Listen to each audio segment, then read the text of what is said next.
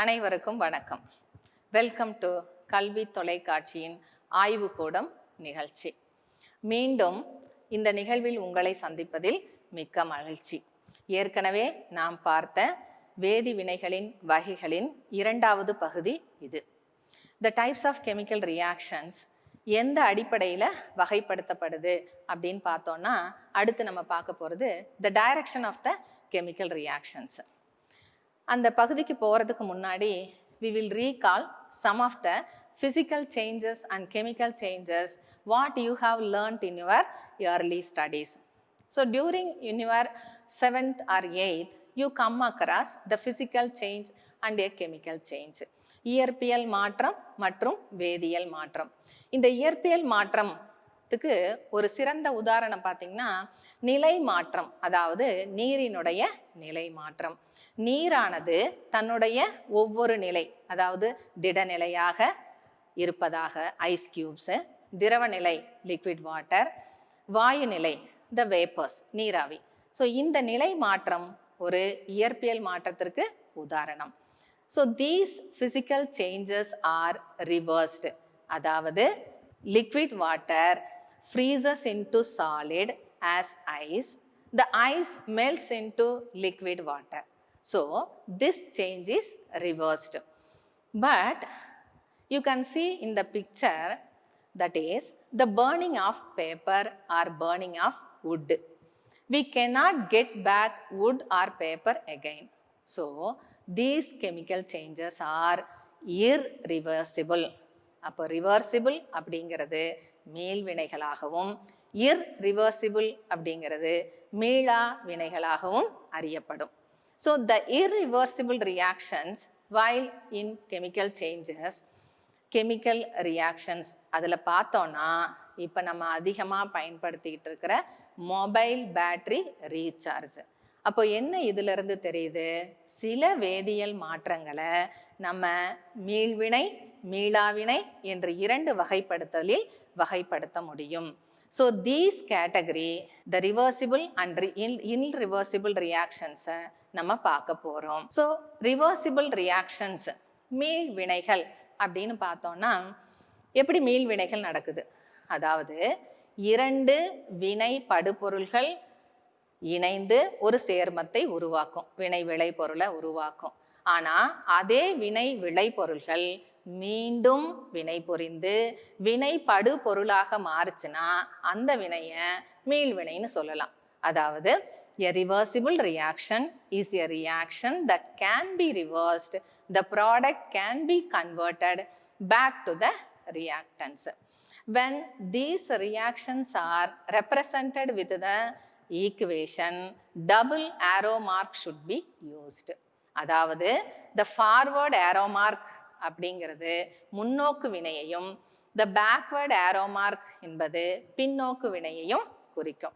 One example, the regular example for reversible reaction is the reaction of phosphorus pentachloride into phosphorus trichloride and chlorine.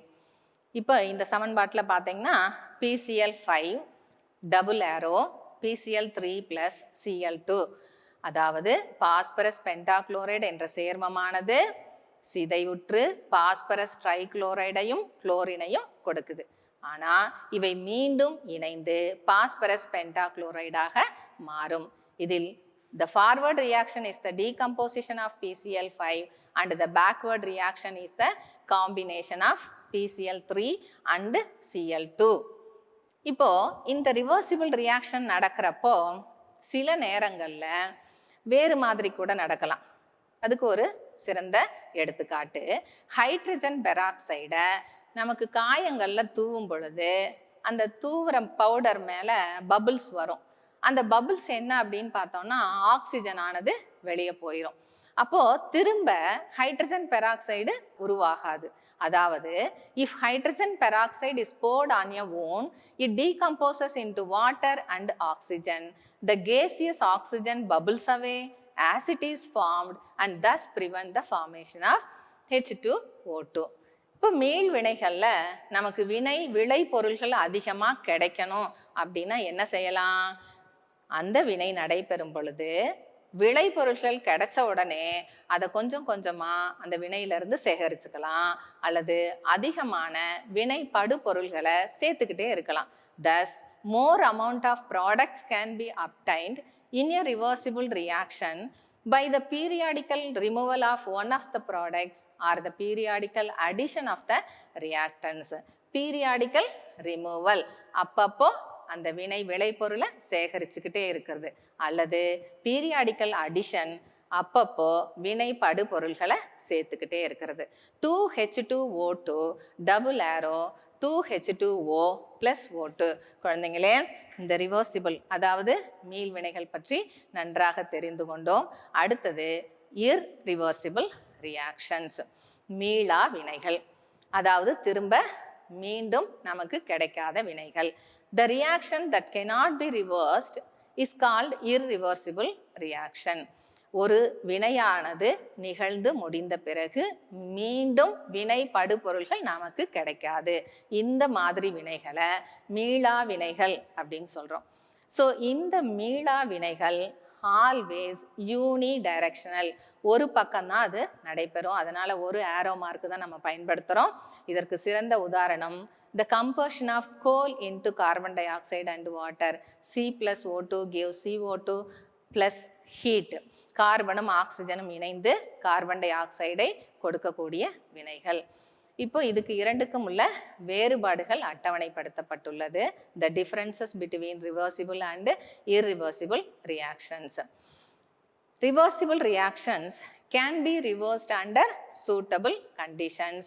Irreversible reactions cannot be reversed. மீள் வினைகள் ஒரு குறிப்பிட்ட சூழ்நிலையில் திரும்பவும் பெறப்படும், மீளா வினைகள் திரும்ப பெறப்படாது.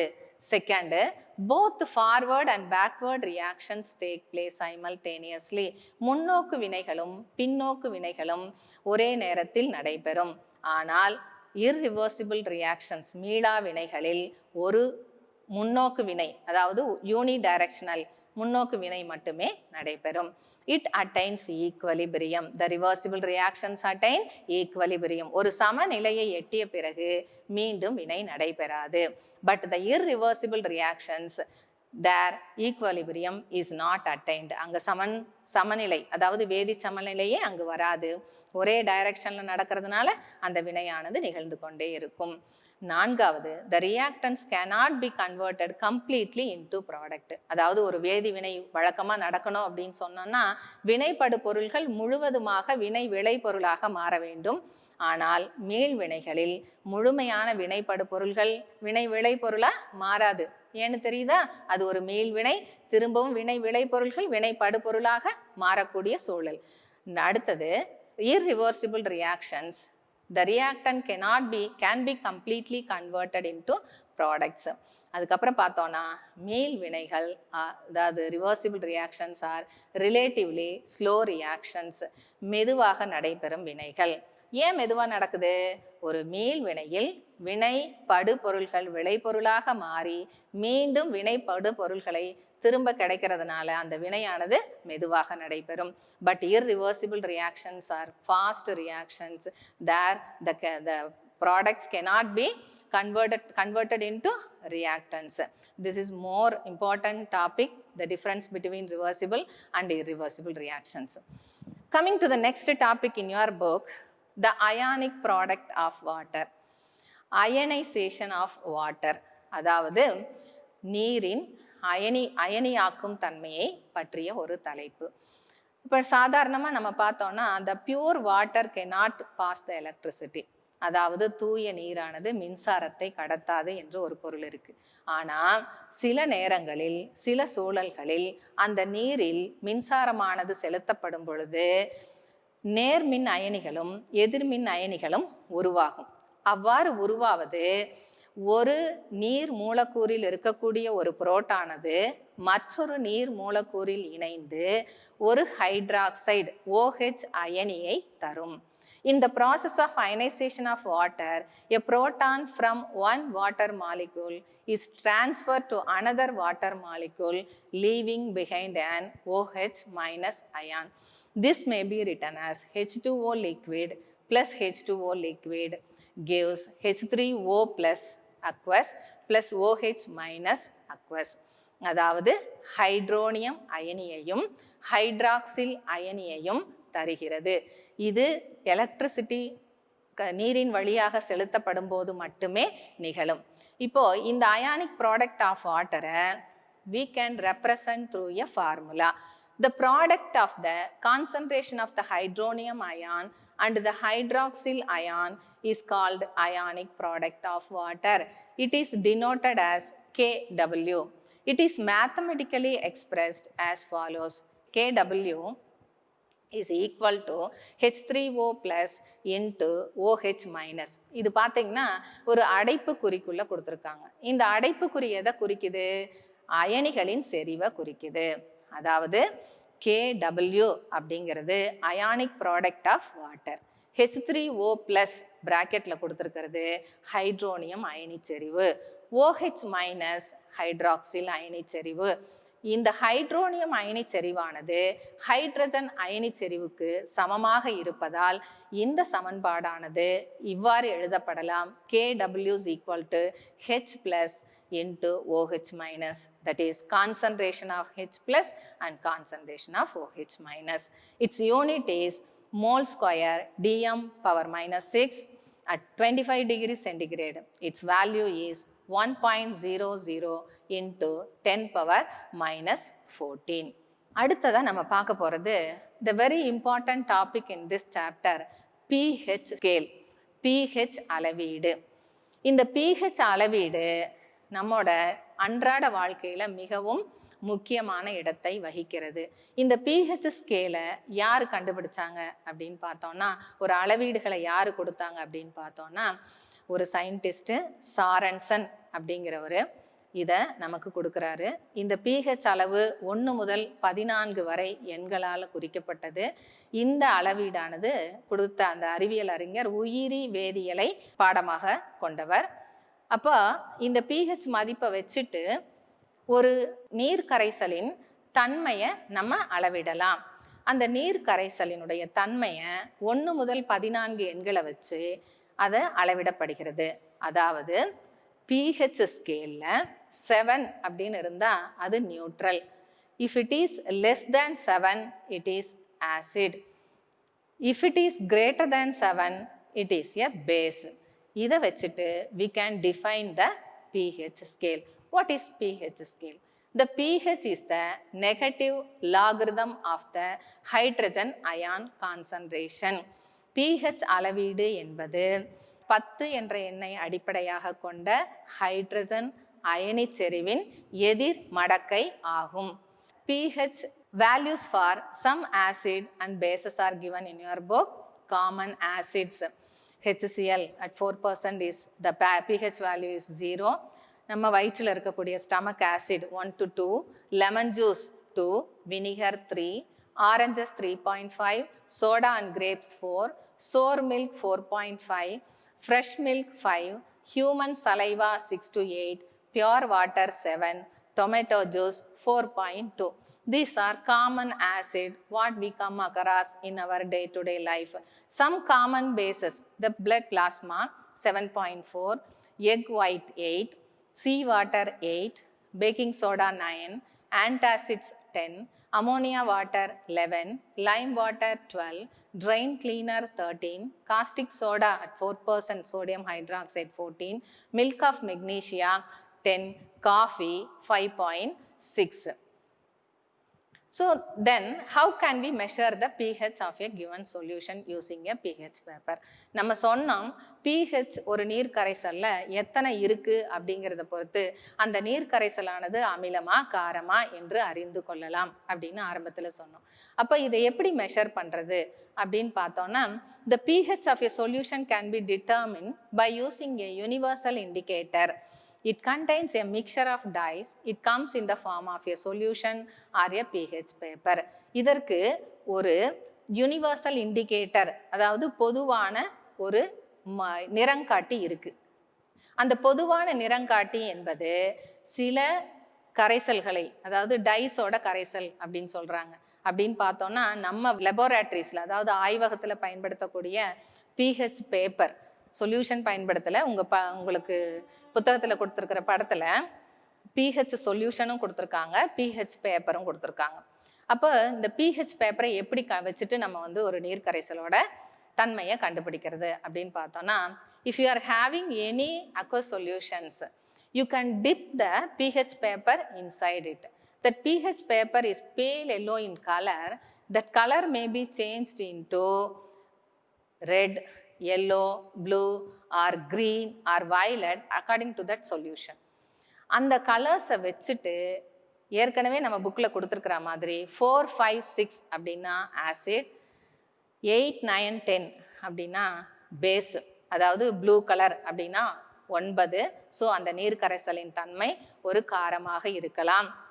இது மாதிரி நம்ம pH பேப்பரை வச்சுட்டு நமக்கு அடையாளம் கண்டுபிடிக்க முடியும். Next will go for the role of pH in everyday life. தினந்தோறும் அன்றாடம் நமது வாழ்வில் pHனுடைய பங்கானது 5 தலைப்புகளில் உங்கள் புத்தகத்தில் கொடுக்கப்பட்டிருக்கு. Are plants and animals pH sensitive? தாவரங்களும் விலங்குகளும் pH உணர்வாளர்களா? pH in our digestive system, நமது டைஜஸ்டிவ் சிஸ்டமில் இருக்கக்கூடிய pH. அடுத்தது pH changes as the cause of the tooth decay. பற்சிதைவில் pHன் பங்கு, மண்ணில் உள்ள pHன் பங்கு, pH ஆஃப் ரெயின் வாட்டர், மழை நீரில் pHனுடைய பங்கு. கொஞ்சம் எலாபரேட்டாக இதை பற்றி நம்ம பார்க்க போகிறோம். Are plants and animals pH sensitive? உணர்வாளர்களா? pH அதுக்கு தெரியுமா அப்படின்னு பார்த்தோம்னா, our body works within the pH range of 7 to 7.8. That is, the living organisms can survive only in a narrow range of pH change. அதாவது 7 முதல் 7.8 வரை உள்ள pH தன்மையில தான் நம்ம உடலானது சர்வைவ் ஆகும், உயிர் வாழ முடியும். இந்த pH மதிப்பு மாறுச்சு அப்படின்னு சொன்னா நமக்கு உடலில் நோய் தோன்ற ஆரம்பிக்கும். இப்போ நம்ம வயிற்றில் ஏற்கனவே அந்த அட்டவணையில் பார்த்தோம், டைஜஸ்டிவ் ஃப்ளூயிட் அப்படின்னு சொல்லிட்டு அது வந்து 2ன்னு பார்த்தோம். இங்கே pH ஆஃப் பிளட்டோட pH ரேஞ்சு 7.35 7.45 வரைக்கும். The ideal pH may be 7.4. The increase and decrease of this value leads to disease. The next will go for pH in our digestive system. It is very interesting to note that our stomach produces hydrochloric acid. நம்ம கீழ் வகுப்புல இருந்தே படிச்சுட்டு வந்துட்டுருக்கோம். நமது இரைப்பையில் hydrochloric அமிலமானது சுரக்கப்படுது. எதுக்கு சுரக்கப்படுது? It helps in the digestion of food without harming the stomach. வயிற்றை தொந்தரவு படுத்தாம நாம் உண்ணுகின்ற உணவை செரிமானம் செய்வதில் பங்கு வகிக்கிறது. During indigestion, the stomach produces too much acid and this causes pain and irritation. இந்த உணவு செரிமானம் நடைபெறும் பொழுது அதிகமான அமிலத்தன்மை இருந்துச்சுன்னா நமக்கு வயிற்று வலியோ அல்லது ஒரு எரிச்சலோ ஏற்படும். The pH of the stomach fluid already we have known it is 2.0. So beyond that limit it will acidity அப்படின்றத சொல்லலாம். இங்கு என்னுடைய ஒரு கருத்தை நான் உங்களோடு பகிர்ந்து கொள்ள விரும்புகிறேன். மாணவ செல்வங்களே, நிறைய மாணவர்கள் காலை உணவை தவிர்ப்பதற்கு முயற்சி செய்வீர்கள். நிறைய பேரை கேட்டோன்னா காலையில் சாப்பிடாம வந்துட்டாங்க டீச்சர் அப்படின்னு சொல்லுவீங்க. So we never skip our morning breakfast. என்ன நடக்கும்? இரவு உணவு முடிச்சு கிட்டத்தட்ட 16 மணி நேரம் நம்ம வயிற்றில் நம்ம உணவிடாமல் விட்டோம்னா இந்த ஸ்டமக் ஃப்ளூயிடுன்னு சொன்னோம் இல்லையா, ஹைட்ரோக்ளோரிக் ஆசிட், இது அந்த அமிலமானது நம்ம வயிற்றில் உள்ள சுவரை அரிக்க ஆரம்பிச்சிடும். அப்போ வயிற்றில் புண் ஏற்படும், நம்மளுடைய படிப்பு பாதிக்கப்படும். So children, never skip your any meals in your life. Then we'll go for the pH changes in the tooth decay. பற்சிதைவில் pHனுடைய பங்கு என்ன அப்படின்னு பார்க்கலாம். So already we have seen the neutralization reaction may occur in our mouth. The saliva is acidic in nature. The paste is basic in nature. So the neutralization reaction occur. Normally, the saliva ranges between 6.5 to 7.5. You know, children, white enamel, which is made of calcium phosphate, is the hardest substance in our body. நம்மளோட உடல்லே பார்த்தோம்னா நமது enamel, பல்லின் மேலே இருக்கக்கூடிய enamel calcium phosphate என்ற மிக கடினமான பொருளால் ஆனது. ஆனால் நம்ம அதை பத்திரமா பார்த்துக்கிறோமா அப்படின்னா இல்லை. For that, when the pH of the mouth saliva falls below 5.5, the enamel gets weathered. அதாவது சலைவா உமிழ்நீரில் இருக்கக்கூடிய pH மதிப்பு குறைய ஆரம்பிச்சதுன்னா நம்மளுடைய பற்களானது சிதைவாகும். ஏன் எனாமல் சிதைவடைகிறது அப்படின்னா அமிலத்தன்மை அதிகமாச்சுன்னா. So toothpaste, which are generally basic, are used for cleaning the teeth that can neutralize the excess water. Next, pH of soil. In agriculture, the pH of the soil is very important. விவசாயிகளுக்கு இந்த pHன் மதிப்பு தெரிஞ்சதுன்னா மண்ணினுடைய pH மதிப்பை வைத்துக்கொண்டு எந்த விதமான தாவரங்களை அதில் பயிர் செய்ய முடியும், எந்த பயிர் வளர்த்த முடியும் அப்படிங்கிறத குறிப்பதற்கு it plays an important role in the agriculture. pH plays an important role in agriculture. That is, citrus fruits require slightly alkaline soil, while rice requires acidic soil and sugarcane requires neutral soil. அதாவது citrus fruits அப்படிங்கிற அந்த அமிலத்தன்மை வாய்ந்த பழங்கள் எல்லாம் சிறிது காரம் இருக்கக்கூடிய மண்ணில் விளையும். அதே சமயத்தில் அரிசி அதாவது நெல்லானது அமிலத்தன்மையுடைய மண்ணையும், அதே சமயத்தில் கரும்பானது சமநிலை நியூட்ரல் சாயில்லையும் வளரும் அப்படின்னு சொல்கிறாங்க. The last topic in the role of pH in everyday life is the pH of rainwater. You know, pure water is neutral. Normally, the rainwater is pure water. So, the pH of rainwater is approximately 7, which means that it is neutral and also represents its high purity. But the atmosphere, நமக்கு தெரியும், இந்த அட்மாஸ்பியரில் இருக்கக்கூடிய ஏர் pollute ஆகிடுது. It is due to the oxide gases of sulfur and nitrogen. Pollution அதிகமாச்சுன்னா, மாசுபட்டுதுன்னா, இந்த மாசோடு சேர்ந்து மழை நீர் கலக்கும் பொழுது நமக்கு என்ன ஆயிடுது? என்ன பெய்யும்? அமில மழை பெய்யும். So the acid rain May acquire. That acid, if it flows into the rivers, it lowers the pH of the river water also. So மழை நீரானது அமில மழையாக பொழியும் பொழுது மிக கடுமையான பாதிப்புகளை உண்டாக்கும்.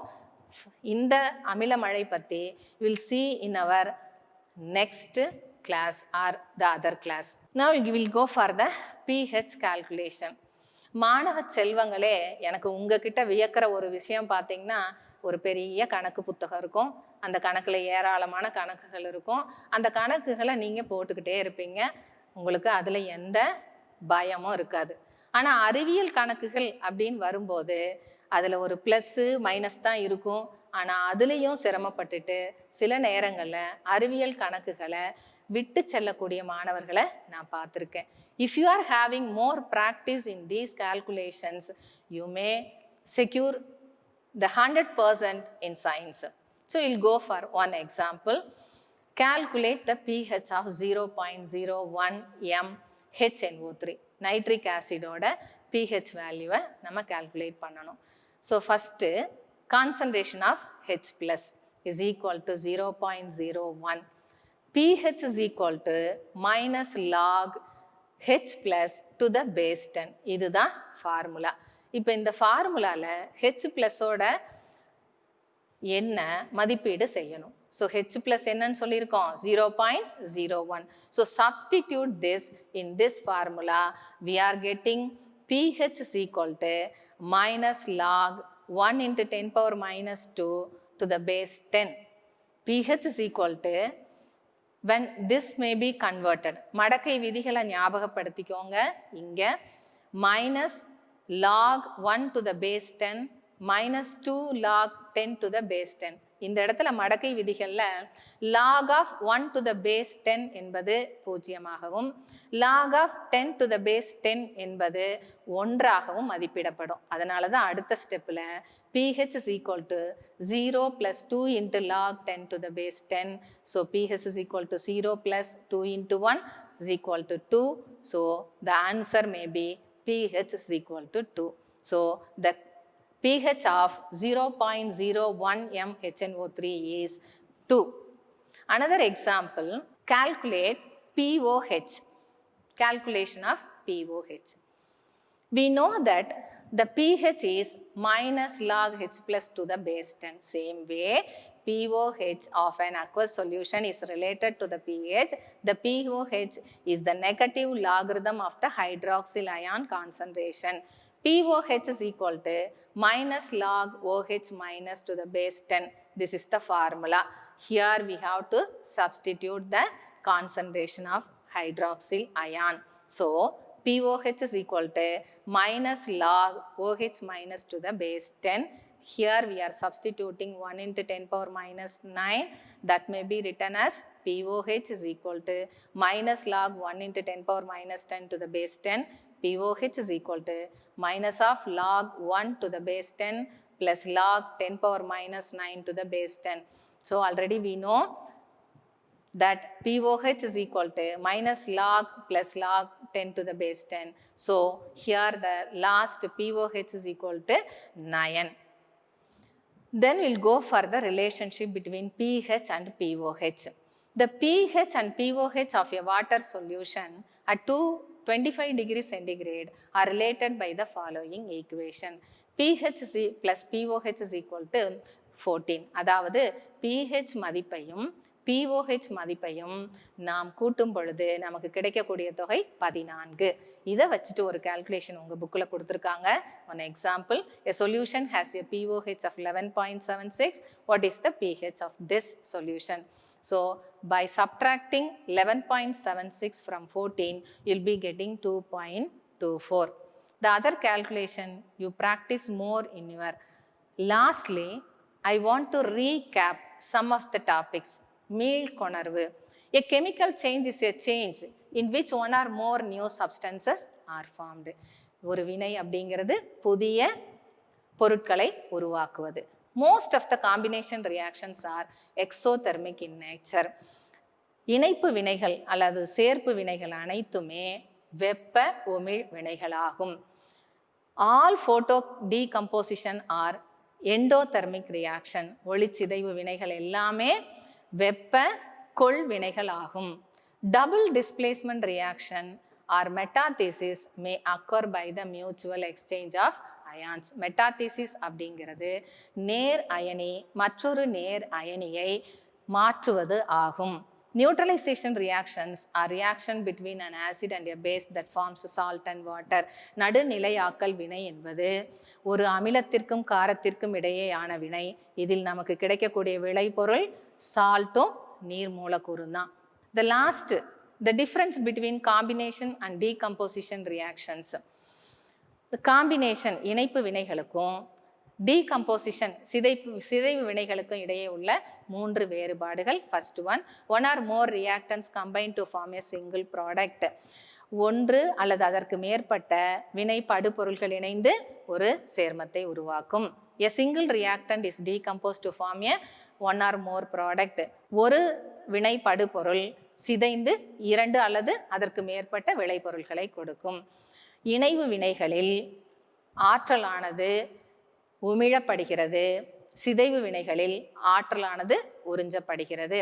Elements or compounds may be the reactants in the combination reactions. அதாவது இணைப்பு வினைகளில் தனிமங்களோ சேர்மங்களோ பங்கு பெறலாம். But in decomposition reaction, single compound is the reactant. அதாவது சிதைவு வினைகளில் ஒரு சேர்மம் தான், ஏன்னா அதிலிருந்து சிதைந்து தனிமங்கள் கிடைக்கணும் இல்லையா. A single compound is the reactant. ஒரு சேர்மம் மட்டும்தான் வினைப்படு பொருளாக இருக்கும். செல்வங்களே, இந்த கடினமான சூழலை நாம் தாண்டி பள்ளிகளுக்கு சென்று நமது அறிவியல் ஆசிரியருடன் கற்றல் நடைபெற வேண்டும். இந்த பாடப்பகுதியில் உள்ள உங்கள் சந்தேகங்களை உங்கள் அறிவியல் ஆசிரியரோடு கலந்து தீர்த்து கொண்டு நன்கு படித்து வெற்றி பெற என்னுடைய வாழ்த்துக்களை தெரிவித்துக் கொள்கிறேன். நன்றி.